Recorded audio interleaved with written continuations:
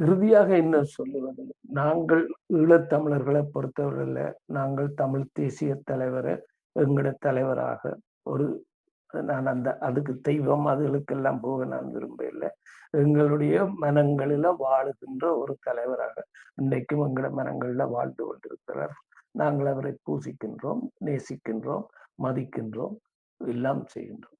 அவர் எனக்கு வயசில் குறைந்தவராக இருந்தாலும் அவர் அறிவிலும் ஆற்றலிலும் அவருடைய சிந்தனை அது எல்லாம் அப்பாற்பட்டது. அப்படியான ஈழத்தமிழர்கள் நாங்கள் தமிழ் தேசிய சிந்தனையோடு செயல்படுகின்ற தமிழ் நாட்டு தமிழர் தமிழ் மக்களுக்கு குறிப்பாக தமிழ் இளைஞர்களுக்கு சொல்லக்கூடியது, நீங்கள் சீமானின் கரத்தை வலுப்படுத்துங்கள். சினிமா தலைவர்கள் உங்களுக்கு இன்றைக்கு நிற்பார்கள், தொடர்ந்து நிற்க மாட்டார்கள்.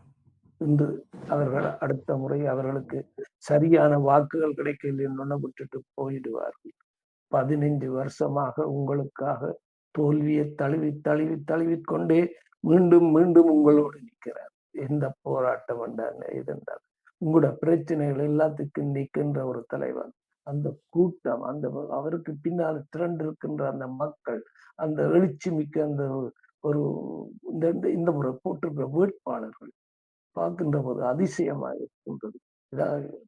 35 லட்சம் இலங்கை தமிழர்களின் தொகையை விட கூடுதலா. இலங்கை தமிழர்களின் தொகை 20 லட்சம் கூட இல்லை நாங்கள் இலங்கையில.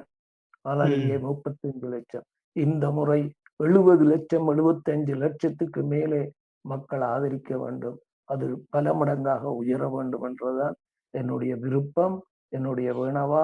அது நிறைவேற வேண்டும். அதை நிறைவேறுவதற்கு உங்களை போன்ற ஆட்கள் அதற்கு உறுதுணையாக இருக்க வேண்டும். தமிழ்நாட்டு தமிழர்கள் எல்லோரும் அதற்கு உறுதுணையாக நிற்க வேண்டும். இதுதான் என்னுடைய விருப்பம். புலம்பெயர்ந்த உறவுகளுக்கு என்ன சொல்றீங்க ஐயா?